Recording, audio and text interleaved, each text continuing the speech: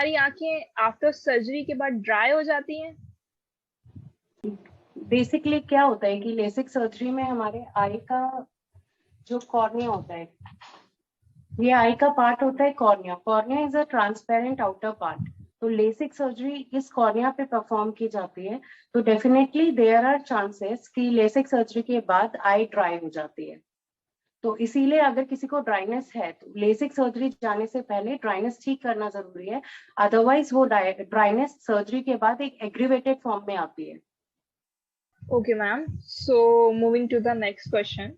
हम सर्जरी के बाद तुरंत देख सकते हैं या? हाँ जी, बिल्कुल, एग्जैक्टली आप सर्जरी के इमिडिएटली बाद आप क्लियर देख सकते हैं, बट विजन इतना एक्यूरेट नहीं होगा। For example exactly immediately after surgery आपको 6/6 में भी हो सकता है ना दिखे, बट डेफिनेटली आप बिना चश्मे के देख पाएंगे।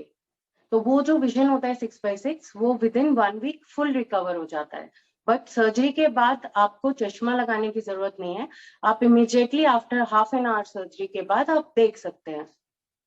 What are some medical conditions excluded me from getting LASIK? देखिए, मेडिकल कंडीशन में 2 कंडीशंस आती हैं। Number 1 is ocular condition. Ocular condition मतलब जो आई से रिलेटेड है। सेकंड कंडीशन होता है सिस्टमिक।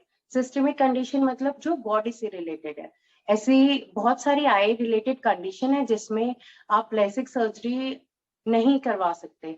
फॉर एग्जाम्पल, अगर केराटोकोनस, जिसमें क्या होता है कि आपका कॉर्निया वो बहुत पतला होता है, तो अगर आप लेसिक सर्जरी कराएंगे तो उसके बाद आपको कॉर्नियल थिनिंग हो जाएगा। तो केराटोकोनस अगर किसी को है तो वो लेसिक सर्जरी नहीं करा सकता। दूसरी चीज, अगर retina, retina is back part of the eye, जो आई को ब्रेन से कनेक्ट करता है। अगर आपको कोई रेटिना का प्रॉब्लम है या ग्लूकोमा का प्रॉब्लम है, ग्लूकोमा मतलब कि आंखों का जिसमें प्रेशर्स बढ़ा रहता है, अगर वो प्रॉब्लम है तो आप लेसिक सर्जरी के लिए नहीं जा सकते। सिस्टमिक प्रॉब्लम्स लाइक डायबिटीज, अगर आपको अनकंट्रोल डायबिटीज है या तो आप नहीं जा सकते उसके लिए। अगर आपको कंट्रोल वे में, आप thyroid as such direct relation नहीं है, अगर आपको थायराइड है तो आप जा सकते हैं, बट डायबिटीज पेशेंट को अवॉइड करना चाहिए जाने से। यही मेन कॉन्ट्राइंडिकेशन है। अगर किसी को अदर सिवियर सिस्टमिक इलनेस है लाइक कार्सिनोमा, कैंसर, तो अवॉइड करना चाहिए।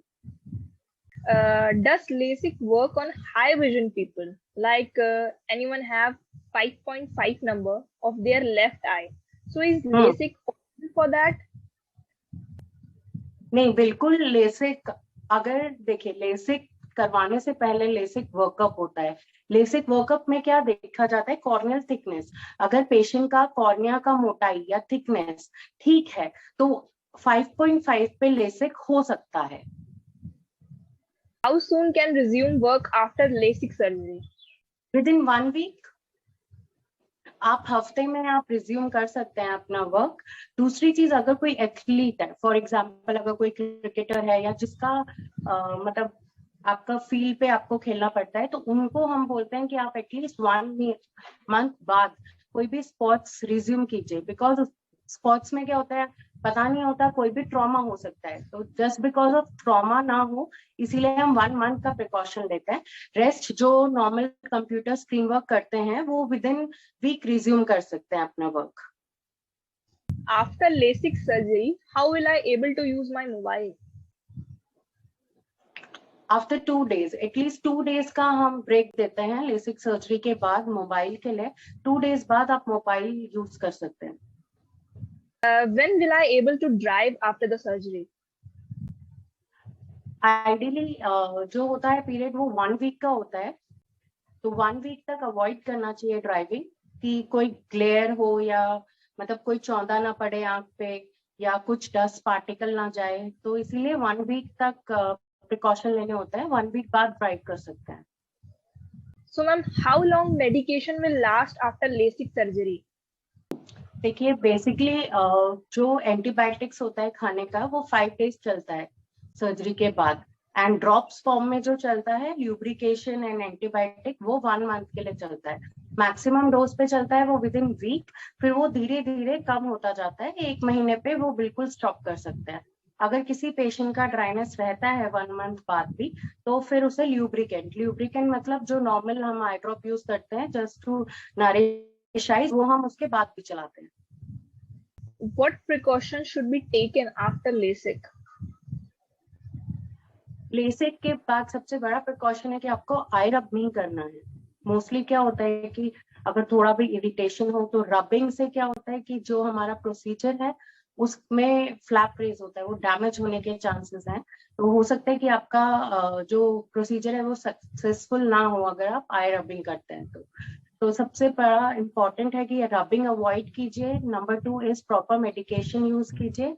1 वीक तक फुली आपको स्क्रीन से परहेज करना है, प्लस आप डस्ट और सनलाइट अवॉइड कीजिए, डार्क ग्लासेस पहनिए। अगर आप स्पोर्ट्स खेलते हैं तो 1 महीने तक आप स्पोर्ट्स नहीं खेलेंगे, एंड प्रॉपर थोड़ा रेस्ट लीजिए 1 वीक के लिए। ये प्रिकॉशंस है मेनली।